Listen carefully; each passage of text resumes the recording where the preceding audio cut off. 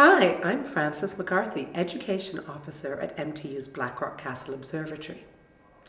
I have a guide for ups and downs, a twist on everybody's favourite task of chucking an egg off of a height and having it survive.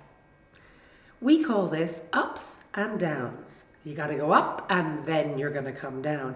And it lets participants model the stages of a moon mission, launching up to space and then having their Eggstronauts survive landing.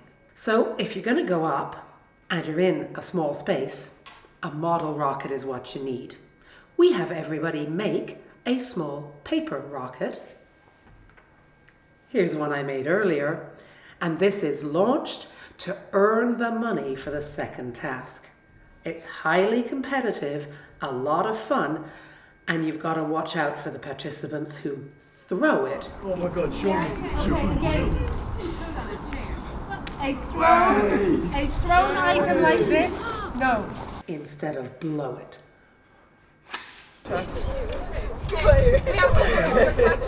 Once you've earned your money, only the best money does, that will be used to purchase items to safely land your egg back to the earth. Everybody has a price list, but each group has a different money depending on how well they did in the first activity. I wonder who's going to be buying the string, the bubble wrap,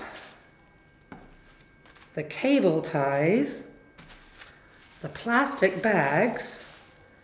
Now we do give everybody an egg for free, but we want that egg to come back untouched.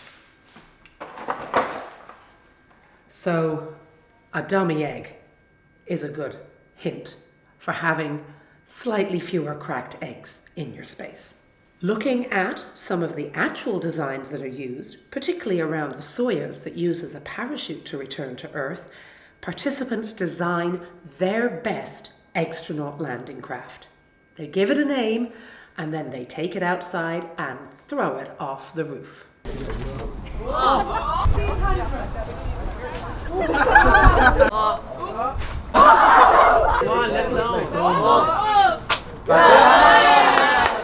We generally have a 50% success rate. Alright. He looks absolutely fine. He's stuck inside, he can't get out, he's dead. Can't breathe.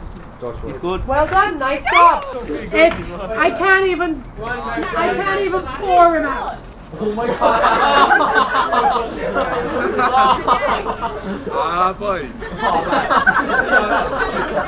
A little trip to the hospital is not going to help this guy. I'm not sure that any country would get astronauts to sign up for a space program if half of them thought they'd be walking away from the landing with a broken leg.